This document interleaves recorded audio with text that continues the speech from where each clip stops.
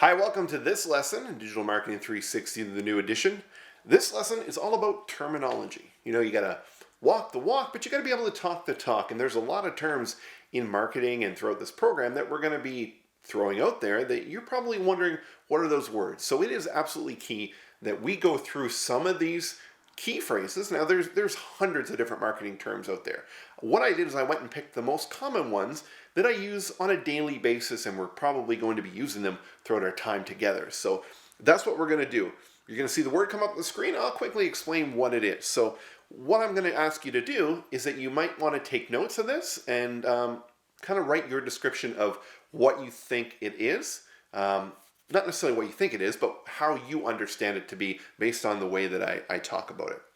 So the first one is avatar. Not that green or that blue monster in that Disney movie that's out there, not the movie, but an avatar or a buyer persona is a fictional representation of an ideal client. Right? You hear it like an ideal customer persona, an ideal customer avatar, right? They're interchangeable. And throughout the program, we're going to actually be developing buyer personas for your business. So it's extremely key. Once we know these personas, we're going to know a lot more about who it is that we're trying to target so that the content we create, the social posts, the free offers, the videos, the way that we write about content on our website and our blog is targeted towards one of these buyer personas. And you don't necessarily just need one, there could be multiple. Like in our business, we actually have 3 buyer personas out there. So yeah, that's an extremely important part of the process. Next is A/B testing. Now, first of all, I'm going to preface all this. These are not in alphabetical orders because the original list was, but in the new one, I went and injected different words in there, and I didn't necessarily make them in alphabetical order. So if you're somebody that has kind of noticed that and it's going to bug you, I apologize in advance for it. So, okay, A/B testing. This is basically when you put out something in marketing, whether it's an ad or a website landing page or anything like that, we can do A/B testing, which means we're going to send out to a list. So let's say we have 1,000 people on an email list, and we're writing an email out to them, a promotional email about an event. And we want to say, okay, which one's going to actually work better? Do they want one with videos and graphics, or would just a plain text email be better, right? So you may be thinking, well, I don't know. So instead of picking one and sending it out to the whole list and it not working, that's where A/B testing comes in. Right? So we take that list of 1,000 people, we create 2 versions of the email, and we send it out. And what the system will do is it will send half of them or half of them one version, or half of them the other version. But there's other systems out there too, possibly the one that you have. What it will do is you can say, okay, of this 1,000, let's take 200. Let's send 100 email 1, 100 emails 2, and then based on the amount of opens or the amount of engagement, we're going to have a defining winner, right? And then whoever wins, that one is sent to the other 800 people, right? So that's how A/B testing comes into play. And you can get a lot of granularity in that where you're doing ads, where you're changing stuff, and you can do A/B testing, ABC testing, right? It's really the meaning of that is you're putting comparisons together in what you're doing. Analytics, right? You hear the term Google Analytics. Analytics are metrics. These are numbers that are comparing what you're doing, right? So the amount of visitors to your website, the amount of clicks on an ad, the amount of purchases you make, anything that you can calculate is an analytic in marketing terms. Blogging, right? So you hear people all the time say, do you have a blog? I have a blog, right? If you have news articles that you write on your website, technically you have a blog, right? Blog is just a term for you to be writing and creating, curating your own content, putting it out there. Blogging is an extremely powerful way to get people to engage with you, to teach people what you're doing. Also help in your ranking on Google or any other search engine. But there's a lot more that goes into blogging than just writing the content. You need to get people there, and we're going to be covering that throughout the training as well. Bounce rate. So the bounce rate is not how many times you get in line for the bouncy castle at the fair or the carnival. A bounce rate is when somebody comes to a landing page on your website.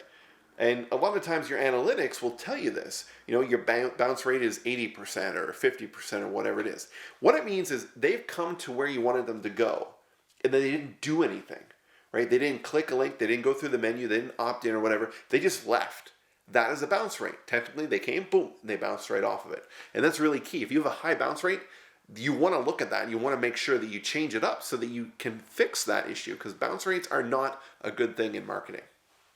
Call to actions, or CTAs. A call to action is essentially, hey, what do you want that person to do? Right? When we come to an ad, or you come to a website, or you come to a landing page, what do you want that person to do? Do you want them to fill out a form? Do you want them to call you? Right? A lot of times as business owners, and the best example of this is when you're placing a print ad in a publication, right? I mean, print advertising is extremely expensive. So we tend to try to jam so much in there. We got our website, we got our phone number, we got our social media there. And what happens, you end up with consumer confusion, right? They see the ad and their brain's like, well, I don't know what you want me to do, right? So if your main focus is people calling for an appointment, that should be your main thing that's extremely visible on that ad. When people look at it, they'll be like, oh yeah, I know that bit. I know that's the company I want to work with. Okay, I have to call, right? Or do they want me to go to the website? Or do they want me to go to social media, right? That's where the confusion comes in. So a call to action needs to be clear and concise. Conversion path. Think about it, right? Let's break this down. Conversion and path. Well, a conversion is you are getting somebody to go from one stage to the next stage. Right? So we're going to go from a prospect to a customer. So if you're in a business where you book appointments, we're one of those, right? We are a business that gets started on what we call a connect call. So our main call to action is getting somebody to book a connect call. So if somebody's coming to a landing page or they opt in for something and they go ahead and book the call, they have converted in our minds. So the path is, what are the steps they need to get there? So do they see a video that we've promoted on social media and they watch that? And then they go from there and they click and they go to the landing page and they opt in for a free guide. And then the email that comes out to them gives them the free guide, talks them a bit more about the problem and says, hey, if you want to fix that problem, why don't we book a free call, right? Great, yes. All those steps are the conversion path. And we're going to be developing a conversion path for your business as well. Conversion rate. So like the conversion path, but this is the rate. This is a percentage of how many people convert, right? So if you've got 100 people that you sent this potential event or landing page to or free guide, and 10 of them convert, then you know your conversion rate from there, right? You have a 10% conversion rate.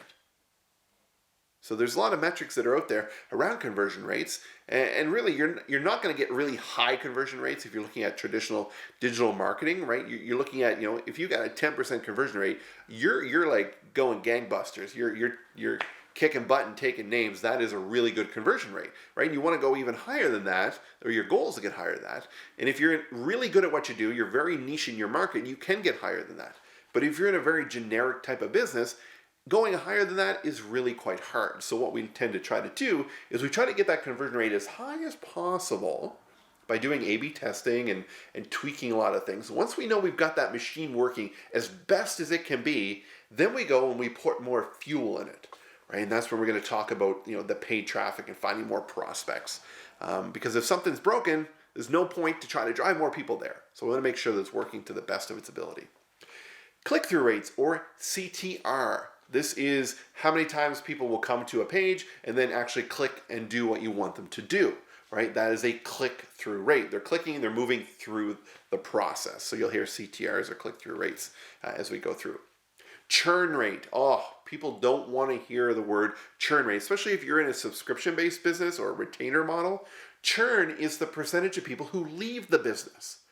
Right? So the best way that you can figure out your churn rate on a monthly basis is how many customers did you lose this month, divided by the amount of current active customers you have, and that will give you your churn rate. And there are a lot of companies that are on a subscription-based model that live and die on that churn rate, right? They want to keep that churn as low as possible. And that's why it's extremely key, if your business is structured that way, to make sure that you are showing the love to those customers that are active and not just keep focusing on trying to find new customers. Because forgetting the customers you have is a surefire way to increase that churn rate. The customer journey, right? So look, talking about the conversion path, well, the customer journey is the entire picture of your business. From the moment somebody is self-identified or becomes aware that they have a problem that you can fix with your product or service, to when they come to your website or your social media page, seeing your content, booking in or buying their first product, you delivering that product or servicing them, the follow-up, asking for referrals, keeping them into a continuity program so they stay with you. That is the entire customer journey, and that is extremely crucial. And again, that is another key focus of this program. Dynamic content. Dynamic content is content, and you can see it on websites and in emails, that is changing, right? It's not a one size fits all. So when you're doing any kind of email marketing and you merge in like the customer's name or the time of day or the month or the name of their business or their city or whatever the case is, that is dynamic content. And that is extremely key because people will relate to this dynamic content. And that's the thing you want people to do, is feel that you are relating to them. Editorial calendars, right? So, I mean, calendars have been around for thousands, millions of years. And editorial content is content that you're putting out that people are learning from and being attracted to. So marry those two together. Really, if you had to guess on what this is, you're probably come pretty close. It is a calendar that looks at your entire business. What type of channels do you have content going out? A blog, social media? Are you creating ebooks and offers? And then are you going to send it out at certain times? So we look at the whole year, right? There's a process around that. So we're going to be also looking at developing an editorial calendar with you. Email marketing, pretty straightforward. It's using email to market, and we'll get into that. That's been around for quite some time. Friction. So what friction is it's any point in your website or your process that makes somebody feel confused, uncomfortable, unaware, not sure what you want them to do. So we try to eliminate that friction in the process. So for example, you see an ad, and I'm sure you probably experienced this. Somebody said, hey, come check out this business, Crazy Eddie's house of shoes, right? Or you see an ad for a specific shoe, right? So you click on the ad, you go to the website, and you hit the homepage, right? And now you're like, well, where's that shoe, right? I saw the ad for that shoe. That's what I want. I want that shoe. So you go to the website, and you then got to go searching for it. That is friction, right? You got to make sure that the scent of the ad is the same when you come over. So take them right to that product, right? The same thing works in retail. I mean, how many times have we been in a store and we ask a sales associate, hey, where do you get the widget, whatever it is, okay? And they say, oh, it's in the back, right? Aisle 37. That's friction. Now you have to go on a hunt to find it. But you have the good customer associates who are like, sure, no problem. Here, let me go find it with you. And they bring you and they get you right to that product, right? That's eliminating friction. Funnels, right? Now, funnels, obviously, V-shaped. We're familiar with the shape of a funnel, right? You put stuff in the bottom, stuff comes out or up in the top, stuff comes out the bottom. Well, in marketing, there are funnels as well. And we actually have a process where we look at the business not as a funnel, but as a flywheel. We're going to get into that methodology very shortly. But inside your flywheel, your circular motion of your business, there are smaller micro funnels for different things. The idea behind that is you've got a top, a middle, and a bottom of the funnel. The top being broad, you're trying to attract people in there. As they qualify and do what you want them to do, they're going to come out the bottom as qualified leads and ready to move on to the next stage. So we see this tofu, mofu, bofu, right? We'll see these terms throughout marketing, and that's what it means. Top of funnel, middle of the funnel, bottom of the funnel. Hashtag. That funny little thing that you see in every type of post with the little, what we call the pound sign, if you're used to those phones, number sign, right? It is a hash sign now, hashtags, right? These are key in social media because they're searchable terms. So when you're doing posts and you put them in there, you can overdo it sometimes. People put a lot in there. But if you clicked on one, it'll actually bring up other posts that contain that hashtag. And there are ways in social media to use hashtags that are going to leverage and get people to engage in the conversation a lot better. HTML, hypertext meta language. This is just the code that websites are in. We're not going to get too much into that. Just know that HTML is the coding language in which websites are primarily built in. There's also PHP, JavaScript, and all that stuff. But HTML has been around the longest. Inbound marketing. Inbound marketing is a methodology. This is a methodology that's working extremely well. Now, when you think of traditional advertising, newspaper, radio, television, these are all outbound methods, right? These are interruptive in nature. We are injecting this into people's lives, right? They're interrupting what they really want, and they're being bombarded with this stuff. Well, inbound marketing is a methodology in which people will come to you, right? You're putting out valuable stuff that people are looking for, answers to questions that they're having, and they are going to go and consume that content, and they're going to want more. And they're going to come to your website, they're going to call you, they're going to come to your events because you've done a great job at educating them and nurturing them and making them want to do business with you through inbound marketing. And that's going to be the main basis of the whole methodology that we're going to be working on. Indoctrination. So in indoctrination, the idea behind this is the very first time that somebody comes to you as a client, you want to indoctrinate them. This is like an introduction to who you are. It's really what it means. And it doesn't necessarily mean that it's always, hey, this is all about me. Now that you're a customer, I can sit you in a corner. I can tell you all about who I am. Because that's not what you want to do. You want to really take them through in a very positive experience. Make them feel special, right? You can educate them about who you are, the values of your business, so they know that they've made the right choice. And I've seen it where some clients have an indoctrination process where they send out a really nice gift box that has some collateral about who they are and a token of their appreciation, all that kind of stuff, right? And then I've seen some that they're sending out a specific video by email, right? Neither one of those is better than the other. It just has to be what works best for your business. So having an indoctrination is extremely key in a business, but the other key part is you only get it once. Right? So when you sign up and then you come back maybe a second time, you're a repeat customer, you're not going to get that indoctrination the second time. Keywords. So keywords are the words that are key in anything that you do. They're searchable terms. When you're writing blogs, you usually will put in keywords there that you're telling the search engines, hey, rank me for these words, right? Financials, lose weight, get happier, run further, things of those. Those are keywords that may be attached to certain types of content and blog posts that are out there. A landing page. A landing page is different than a home page. A home page is the main page of your website. And then from there, there's various other service pages and things of that nature. A landing page is a single page that is part of your website that is most likely not linked in the menu anywhere, but it is used to be the spot where you send somebody when they see a call to action on social media, in a blog post, or in an ad that you're creating. The purpose of this is this: do this one thing or leave. Right? It seems a little crass, but really that's what it is. We want them to come there. We want them to be educated about what it is you're going to give them if they do this thing. And then we're going to tell them, hey, if you want this lovely thing, give us your email, fill in this form, buy this product, right? This is what we want you to do. That is a landing page. And then once you go ahead and then do that, it takes you to the thank you page, and through different tracking, you can then track your click-through rates, your conversion rates that we just talked about based on those type of things. Lifetime value. A lot of companies have no idea what the lifetime value of a client or customer is.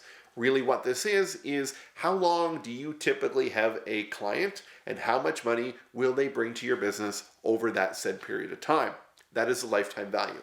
Why is this key? Because this will help you determine how much you are willing to spend to bring in a new client if you know that if you bring them in, they are worth $10,000, right? So yes, you might spend up to $1,000 to bring in $10,000 worth of revenue, or maybe it's $100,000 or whatever it is. So knowing that allows you to actually validate and calculate how much you're willing to spend, which is extremely key. Offer. An offer is, hey, what are you going to present to somebody or offer. Obviously, it's named really well. But what are you presenting to somebody that they're going to take advantage of? So an offer could be a free call, an offer could be a free resource, an offer could be a discount on product or service, an offer could be stop by for our open house. It's an offer, right? It's what it is that you're making to them. It's what you're dealing out to them, and offers are key. And offers also don't have to be numerical in dollar value exchange, right? It could be their time. A call is obviously their time. You're not necessarily charging them for that, so it's key. PPC, pay per click, right? This is ads, Google ads, Facebook ads. This is pay per click, or PPA or PPI is changing over time, but it's pay per impressions, so the amount of time something's seen. But mostly we say PPC advertising, pay per click advertising. Is something that is extremely powerful. It's something that 99% of businesses should be using. Actually, I could say probably 100% of businesses could probably be using this and seeing return on this investment if it's done properly, and saving them time and money over traditional advertising.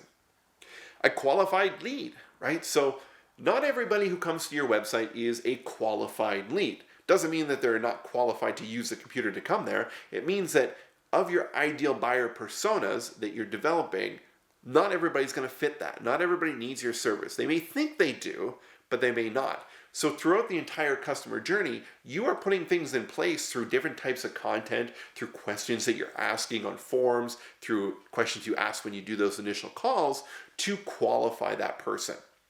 If you've got a sales team, they're looking for, hey, how many qualified leads can you give me, Mr. Marketer? Right? That's what they want to know. So qualified leads are extremely important in your business, because it's also going to eliminate you doing work with people that aren't a fit, or you don't want to do work with them, or it's a bad experience just because they're not qualified to be there. But you kind of chase those low hanging fruit that were there because it was appealing that, hey, how 10 people decided to book a call. Whoa, this is great, right? Our business is booming. Well, really only 2 of them are qualified, and they're actually going to go through the whole process and pay you in the end. Responsive design, right? Everybody's got these around, right? Cell phones, right? We carry them around. We can communicate with everybody all the time. So we have to be aware that everything we put out there needs to be responsive, which means that it needs to know, okay, I'm being shown on a phone, or I'm being shown on a computer, or I'm being shown on a tablet, and it will resize and format for that. Right? We are in a mobile first world where we need to make sure that it's these devices that we are catering to first, and then our desktops are second from there. Okay, so that's what responsive design means. Retargeting. Oh, I love this term. Retargeting means that if somebody goes and does something, we want to then reach out to them again. Right? Pretty straightforward. Here's the best example. You've got a website. You've got a Facebook page. Not everybody who comes to your website is a fan on your Facebook page, but wouldn't it be great if they were? So we can set up a very basic retargeting campaign using Facebook ads. So we put a tracking pixel on your website. When somebody comes to your website, next time they go on Facebook, they see a post from your business that says, hey, why don't you like us on Facebook? Now, it's probably not going to convert that well, being that abrupt or to the point. You want to provide more value. So the idea would be that you can say, okay, if they've done something, show them more of us. And if they do this, then show them more specific of us, right? We're trying to qualify them through the whole process. We have an exact formula that we use for setting up retargeting ads that we'll be sharing with you through this program. Social proof, right? Social media is huge. And think about it. Think about every time you decide to go somewhere, right? You book a trip and you're going to go to a resort you've never been to. What are you going to do? Are you going to go to their website? You're going to read all their marketing copy about how awesome they are and it's the best place to go in the world? Or are you going to hop over to TripAdvisor and look them up and see what people actually said, right? Social proof. It is proof of what it is that that person is claiming based on the social channels or the social influence that is around them. So you're going to believe what your friends and people you know say about an experience much more than you are what that business is going to say. So you want to make sure that you're getting that social proof, getting reviews on social media channels, on Google reviews about your experience. Don't just get them to send you emails with a testimonial and then you have to retype it out there. It doesn't have as much weight or as much social validation that is needed. Social proof is key in business that deals with people and people making decisions about working with you. Tracking pixel. I talked about it in the retargeting. A tracking pixel is exactly just a small piece of website code that gets put onto your website. It's on your social channels.